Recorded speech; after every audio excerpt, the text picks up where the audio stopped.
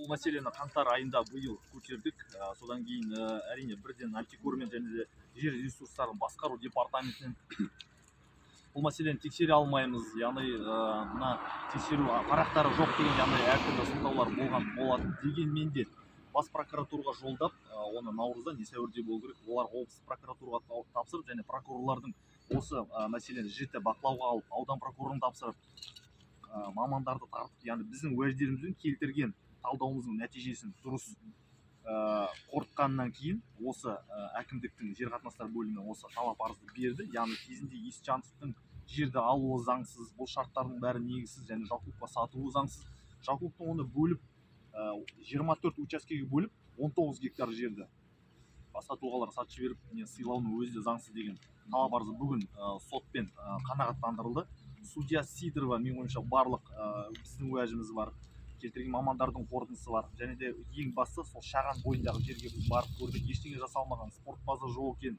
Яғни жылқы спортты, яғни туризм спортын дамытамын деген адамдардың сөздері тек қана жобада қағаз жүзінде қалған өзі көргеннен кейін, менің ойымша, осы дәлелдерге және де ішкі түйсігіне сүйене отырып дұрыс, яғни оң шешім қабылдады деп ойлаймын. Және де бұл қазір уақытта біздің еліміз бет бұрған, яғни жаңа Қазақстан қоғамдық бақылау институтын дамыту және де президентіміз Тоқаев айтып жүрген бұл кезіндегі жасалған ұрлық пен жемқорлықтың көріністері әлі де бар, және солардың профилактикасы және жою.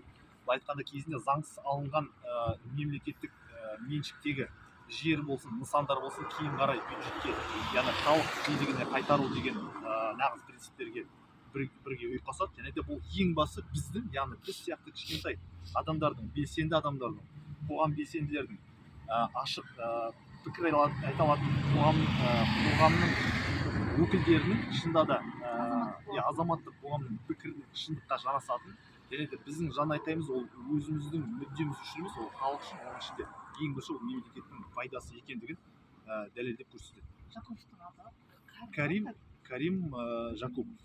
Ол сонда інісі болып тұр ма, мәжіліс депутаты? Бұл енді біздің талдауымызша, біздің хатымызда көрсетілген Карим Жакупов, ол бұрынғы облыс әкімі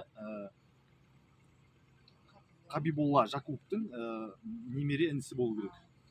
Ол бәйтерекпен неге әкім болған? Ол осы жер берілген, яғни ол жер берілген уақытта өзі осы жерде аудан әкімі болды. Сондықтан ол Есжановқа жерді бергізіп, артынан Теректі ауданына ауысқан болатын.